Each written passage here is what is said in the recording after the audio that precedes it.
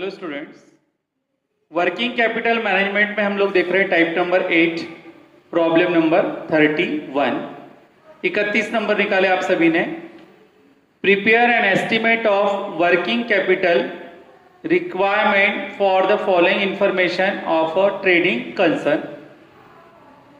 अब जो इंफॉर्मेशन वो देखते हैं हम लोग। प्रोजेक्टेड एनुअल सेल को अंडरलाइन करेंगे आप लोग।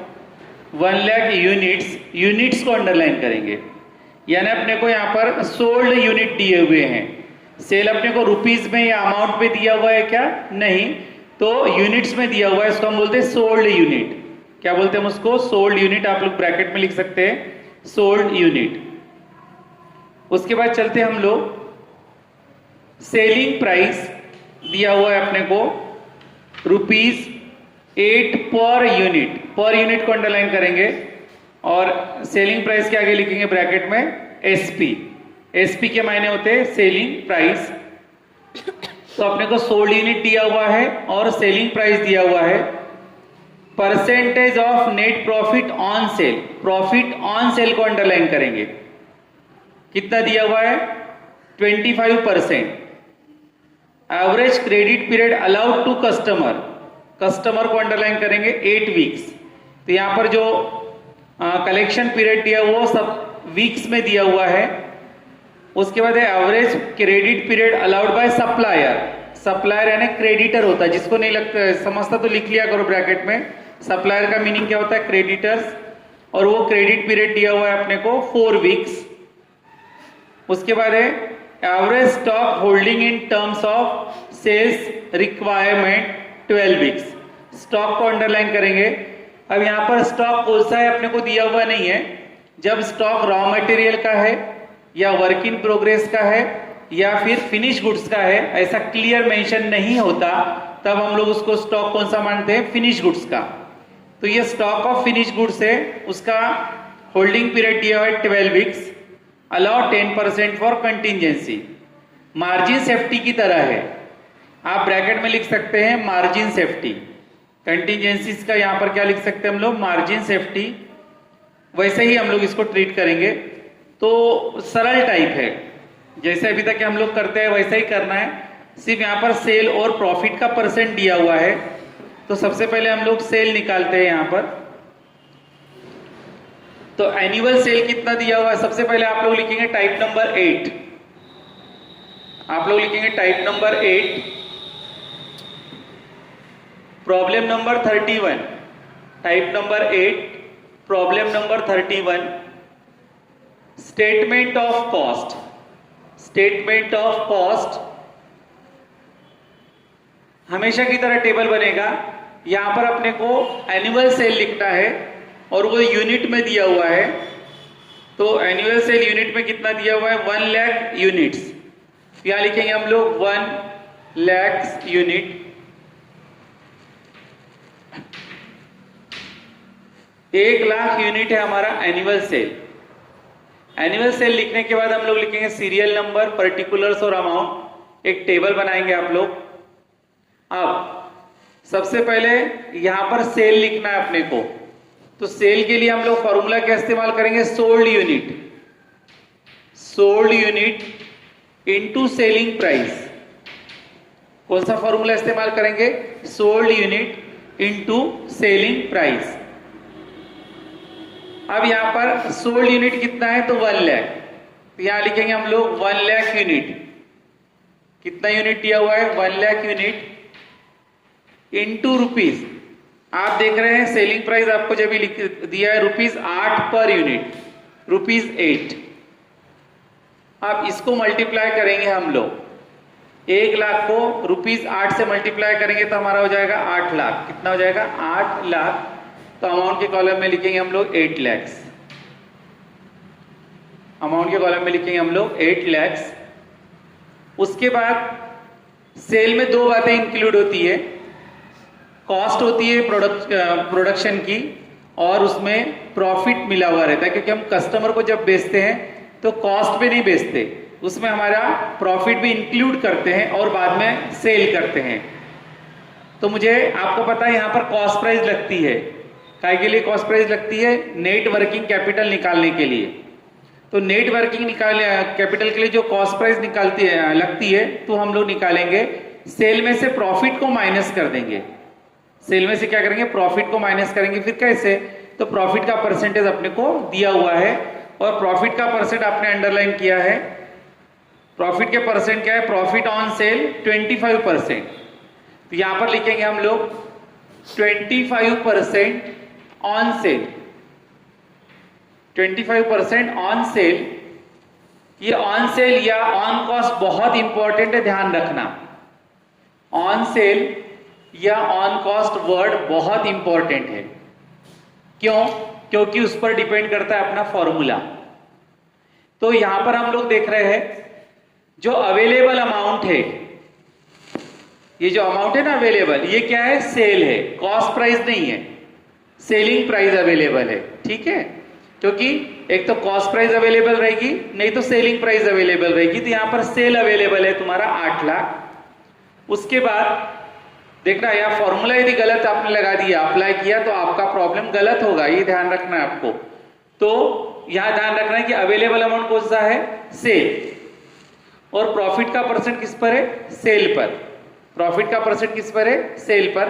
तो कौन सा फॉर्मूला लगेगा? तो थोड़ा सा आप नजर करते हैं, पुराना मैंने आपको लिख कर दिया हुआ था, ये सब मैंने लिख कर दिया हुआ है। मुझे लगता है 10 नंबर के प्रॉब्लम के बाद लिखा था, 11 नंबर के पहले लिखा था, मुझे याद बनता है। तो ये वाला चार्ट अपने को यहां पर काम में आएगा इस टाइप में। कैसे?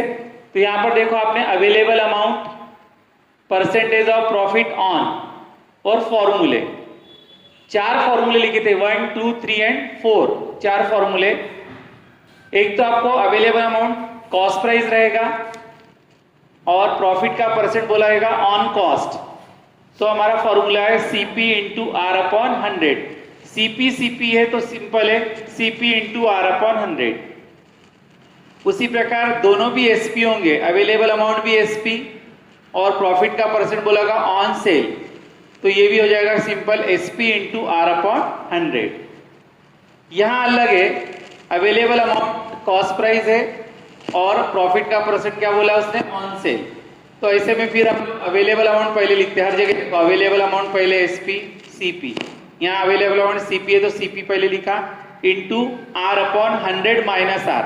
मैंने आपको बोला था प्रॉफिट का परसेंट ऑन सेल बोला, इसके माइनस सेल में क्या मिला हुआ है? प्रॉफिट मिला हुआ है, तो माइनस कर देना। इसके अपोजिट अवेलेबल अमाउंट सेल है और प्रॉफिट का परसेंट ऑन कॉस्ट बोला है, तो सबसे पहले अवेलेबल अमाउंट पहले लिखते हैं हम लोग SP into R upon 100 plus R, क्योंकि ये जो प्रॉफिट है इसमें क्या नहीं है? सॉरी, ये जो कॉस्ट प्राइस इसमें प्रॉफिट नहीं है, तो हम क्या करेंगे? Plus R। ऐसा याद रखने के लिए मैंने आपको बताया था। अब सवाल आता है, ये 4 फॉर्मूलाज में मैंने एक्सप्लेन किया था उस समय डिटेल में, तो ये जो 4 फॉर्मूलाज है, ये 4 फॉर्मूलाज में से कौन सा फॉर्मूला लगेगा? तो दोनों भी SP अवेलेबल, देखो सेल अवेलेबल है और प्रॉफिट का परसेंट सेल पर बोला है, तो ये तो नहीं लगेगा। नंबर 2 का फॉर्मूला देखो लगेगा SP, यानी प्रॉफिट का अवेलेबल अमाउंट भी SP है और प्रॉफिट का परसेंट भी SP पे, तो कौन सा फॉर्मूला लगेगा तुम्हारा? SP into R upon 100। कौन सा फॉर्मूला लगेगा? SP into R upon 100। तो हम लोग यहां पर फॉर्मूला लिखेंगे SP इंटू R अपॉन 100। ये फॉर्मूला हम लोग अप्लाई करेंगे। अब यहां पर हम लोग वैल्यूज पुटअप करेंगे। SP कितना है तुम्हारा? 8 लाख। SP है तुम्हारा 8 लाख इंटू R कितना है तुम्हारा? 25 है, रेट ऑफ परसेंट 25। अब डिवाइडेड बाय 100 करते तो परसेंट का साइन अपने आप रिमूव हो जाता है। इसको यदि हम लोग कैलकुलेट करते हैं तो उसका वैल्यू आती है बेटा 2 लाख। कितनी आती है? 2 लाख। तो तुम्हारा प्रॉफिट आ गया 2 लाख। प्रॉफिट कितना आया? 2 लाख। बिल्कुल गड़बड़ नहीं करना है, वो जो चार्ट लिख कर दिया वो चार्ट के हिसाब से यहाँ पर फॉर्मूलाज हमारे अप्लाई करेंगे। इस पर डिपेंड करता है सेल दिया है कि कॉस्ट दिया है और ये प्रॉफिट का परसेंट किस पर दिया हुआ है, उसके रिगार्डिंग हम लोग चार्ट पे का एक फॉर्मूला अप्लाई करेंगे। तो ये हो गए 2 लाख। अब सेल में से मैं प्रॉफिट को यदि निकाल देता हूं तो क्या मिलेगा मुझे? कॉस्ट प्राइस, तो वो हो जाएगी 6 लाख। कितना हो जाएगा 6 लाख। अब ये जो 6 लाख है इसी को बोलेंगे हम लोग टोटल कॉस्ट। इसको क्या बोलेंगे हम लोग? Total cost oblique production cost. Total cost oblique production cost oblique cost of goods sold. Total cost oblique production cost oblique cost of goods sold. ये कुछ नया नहीं बता रहा हूं, रोज करते हैं हम लोग वैसा ही, सिर्फ यहां पर चेंज है। अभी तक हम लोग क्या करते थे, कॉस्ट दी रहती थी अपने को अलग अलग हेड में, उसकी टोटल करते थे और कॉस्ट निकालते थे। यहाँ पर सेल और प्रॉफिट दिया रहेगा इस टाइप में, तो सेल में से प्रॉफिट अपने को माइनस करना है, तो टोटल कॉस्ट या कॉस्ट ऑफ प्रोडक्शन बोलो या कॉस्ट ऑफ गुड्स सोल्ड बोलो, वो अपने को मिल जाएगा। ये टेबल में चेंज है, बाकी कोई विशेष चेंज नहीं है। नेट वर्किंग कैपिटल बनाने का जो तरीका है वो सेम वैसा ही है। तो यहां पर हम लोग लिखेंगे अब statement of net working capital. Statement of net working capital, serial number, particulars, amount as it is table है जो पहले दिन से बना रहे हैं हम लोग। उसके बाद number A current assets. Number A है हमारा करंट असेट्स। अब आपको मैंने बताया कि स्टॉक जनरली पहले ले लेंगे, लेना ही चाहिए ऐसा कोई नियम नहीं है, या नीचे लिया तो गलत होगा ऐसा नहीं, पर हम लोग स्टॉक को पहले क्लियर कर डालते हैं हमेशा। नंबर 1 लेंगे stock of finish goods. Problem पढ़ते समय मैंने बताया कि स्टॉक दिया हुआ है उसका होल्डिंग पीरियड, परंतु कौन सा स्टॉक क्लियर नहीं किया तो उसको हम लोग फिनिश गुड्स का ही स्टॉक मानेंगे। तो ये हो जाएगा तुम्हारा number 1 stock of finish goods. Stock of finish goods, उसका फॉर्मूला है total cost into, finish goods से तो टोटल कॉस्ट ही रहेगी क्योंकि पूरा प्रोडक्शन हो चुका है, तो पूरा का पूरा खर्चा हम लोग ऐड करेंगे, इसलिए total cost into holding period, into holding period divided by 52 weeks. 52 weeks क्यों लिया आपने? क्योंकि हम लोग देखते हैं कि सही अपने को जो होल्डिंग पीरियड वो वीक्स में दिया हुआ है, तो और वो वीक कितना दिया हुआ है वो देखते हैं हम लोग, 12 वीक्स दिया हुआ है। तो हम लोग सबसे पहले टोटल कॉस्ट लिखेंगे 6 लाख। ये यहां पर टेबल में से देखकर टोटल कॉस्ट है हमारी 6 लाख इनटू होल्डिंग पीरियड अपने को 12 सप्ताह दिया हुआ है, तो लिखेंगे 12 week into divided by 52 week. 12 weeks divided by 52 weeks, इसको यदि आप कैलकुलेट करते हैं तो आता है 138,462। 138,462 138,462 ये है हमारा cost of stock of finish goods का वैल्यू। आगे चलते हैं हम लोग, अब सीरियल से आते हैं। सेल हो गया, सेलिंग प्राइस हो गया, परसेंटेज हो गया, फिर देखो कस्टमर का दिया हुआ है आपको 8 सप्ताह यानी 8 वीक्स दिया हुआ है, तो ये हमारी करंट असेट है, आपको पता है। तो फिर लिखेंगे हम लोग नंबर 2 डेटर्स। नंबर 2 क्या लिखेंगे? डेटर्स। और डेटर्स का फॉर्मूला क्या है? Cost of goods sold, cost of goods sold into collection period, into collection period divided by 52 weeks. Cost of goods sold into collection period divided by 52 weeks. तो यहाँ पर हम लोग debtors cost of goods sold देखेंगे 6 लाख है, यहाँ लिखेंगे हम लोग 6 lakh. Cost of goods sold 6 lakh into collection period अपना दिया हुआ है 8 सप्ताह। देख लो आप लोग कस्टमर का कितना है 8 वीक्स, तो यहाँ पर लिखेंगे हम लोग 8 weeks divided bye 12 weeks. 8 weeks divided bye 12 weeks, इसको यदि आप कैलकुलेट करते हैं तो वो आता है आपका 92308।